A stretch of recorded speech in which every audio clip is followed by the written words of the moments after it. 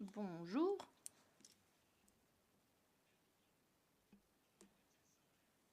C'est un très grand plaisir pour moi de vous présenter le premier orateur d'aujourd'hui. C'est une oratrice. Il s'agit de Diana Ribahi Rener, qui est membre du Parlement européen et actuellement la vice-présidente de la Commission et du Parlement européen pour la culture et l'éducation. Diana a une culture extrêmement vaste sur la culture et le secteur du livre. Elle a été l'une des rapporteurs du rapport Frankowski sur l'avenir du secteur du livre en Europe.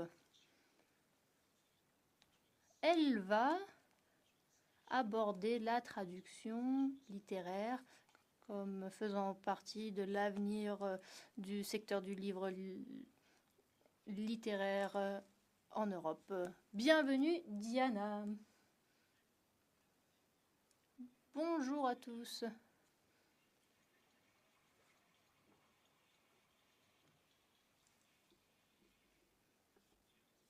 Diana se trouve à Bruxelles. Elle va vous présenter son discours de Bruxelles. Eh bien, merci beaucoup. C'est un plaisir d'être ici parmi vous aujourd'hui et d'avoir pu entendre quelques mots en catalan. Merci. Notamment de la part de quelqu'un. Alors, moi, j'ai été propriétaire d'une librairie et donc je connais toute la chaîne du livre et je sais ce que c'est que de naviguer par rapport aux tendances marketing également. Maintenant, je suis vice-présidente du comité de la commission culture et je me réjouis de travailler sur des secteurs qui font partie du paysage culturel de l'Europe. La traduction littéraire est centrale, pas seulement pour la communauté littéraire, mais aussi pour la culture européenne dans son ensemble, car ses implications pour l'avenir du secteur du livre et les défis et les opportunités sont grandes face à nous. Et ce qui est le plus important en tant qu'Européens et institutions européennes, eh bien, nous devons soutenir un secteur notamment en termes de culture. L'Union européenne est très variée en termes de culture, de langue et d'histoire.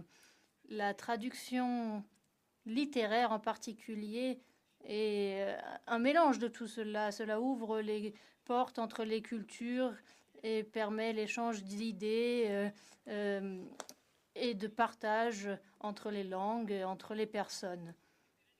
La traduction littéraire, c'est plus que juste un processus technique.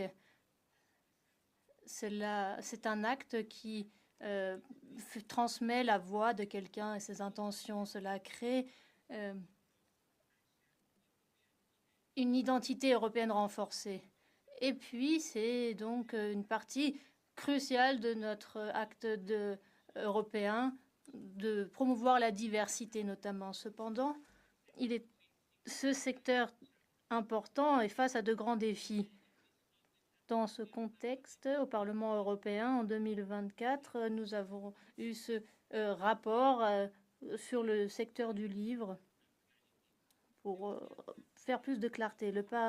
L'adoption en 2024 du Parlement sur ce rapport Frankowski est vraiment un élément crucial. Pour la première fois au Parlement, nous avons reconnu les défis auxquels sont confrontés les auteurs, les éditeurs et les traducteurs et les revendeurs de livres dans ce monde qui change, notamment au point de vue du numérique.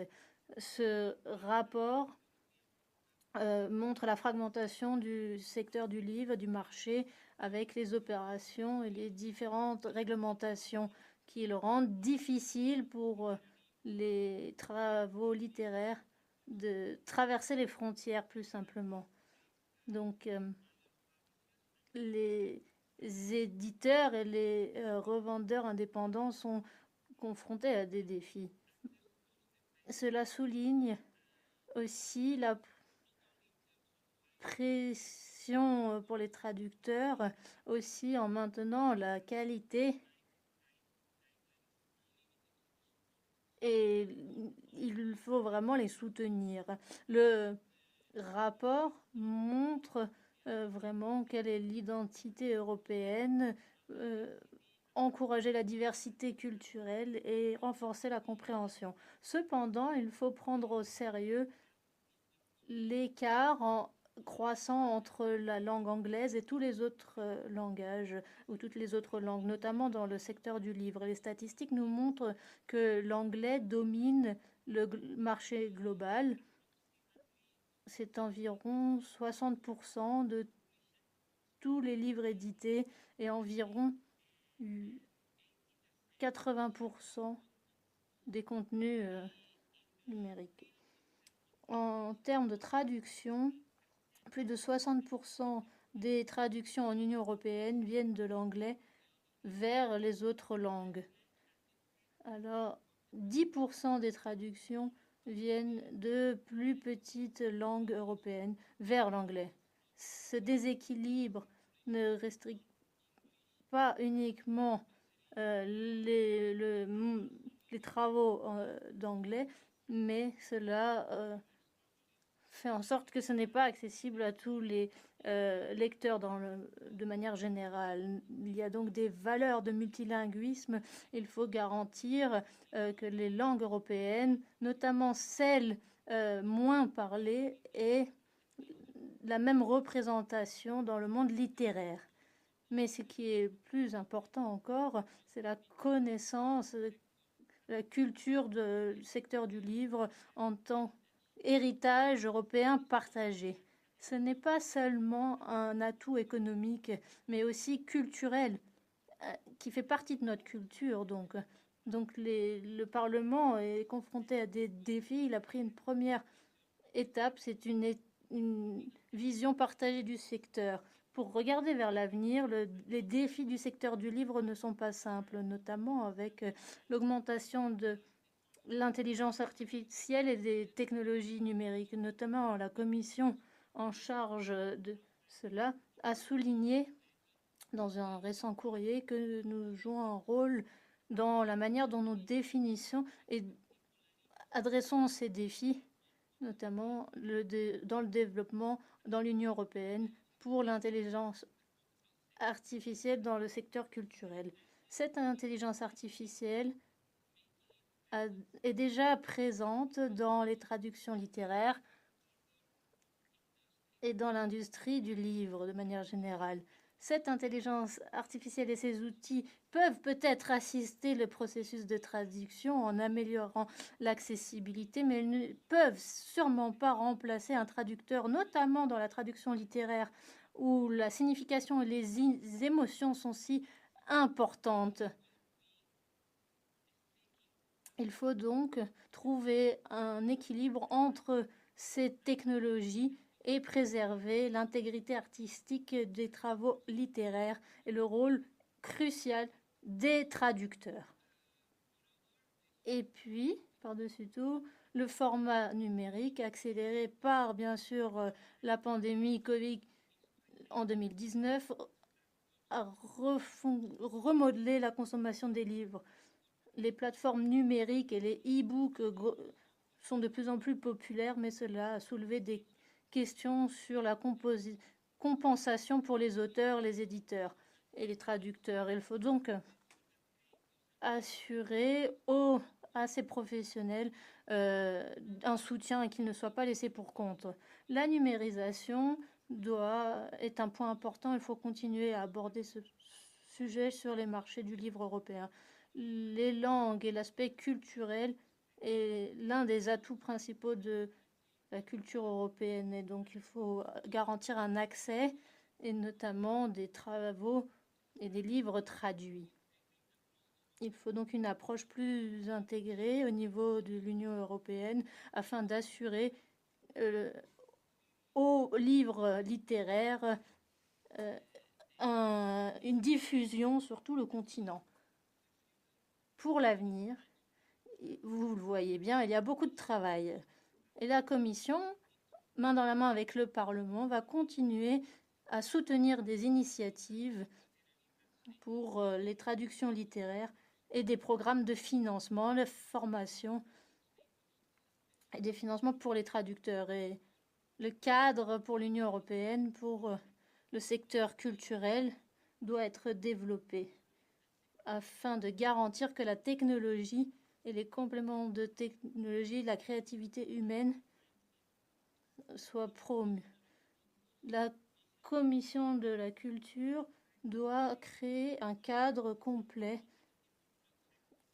en ce qui concerne l'intelligence artificielle dans le cadre culturel pour une collaboration avec toutes les parties prenantes pour garantir que nous protégeons les besoins en termes de culture européenne. Je vous encourage donc d'être proactif et de faire vraiment la promotion auprès des institutions européennes. Nous devons aborder aussi les défis économiques auxquels le livre du secteur littéraire est confronté. Les éditeurs, les librairies, les auteurs ont besoin de plus de soutien dans ce monde de plus en plus numérique. Et donc les mesures pour réduire la fragmentation des marchés et augmenter la circulation des livres à travers les frontières sont essentielles. Nous devons continuer malgré les progrès déjà effectués. Mais par-dessus tout, nous ne devons pas perdre de vue la culture et l'industrie du livre qui est tout le cœur de ce secteur. L'innovation, il s'agit bien sûr de commencer des échanges culturels et humains. Je souhaiterais souligner que malgré le fait que les défis sont réels, les traductions littéraires et le secteur du livre en Europe est plein de potentiel. Le Parlement européen, dans son rapport de 2024, a souligné le fait que ce secteur est donc sous le feu des projecteurs car il est au programme de l'Union européenne en 2024. Nous pouvons donc aborder les défis intelligence artificielle, fragmentation du marché, etc. ensemble. C'est donc le moment de confirmer notre engagement, mettre au centre les auteurs, les traducteurs et les lecteurs, bien sûr, afin de connecter ceux qui vivent au-delà des frontières. Renforçons nos efforts afin de garantir que l'Europe conserve son héritage et qu'il survive aussi dans l'ère du numérique. Merci beaucoup à vous tous.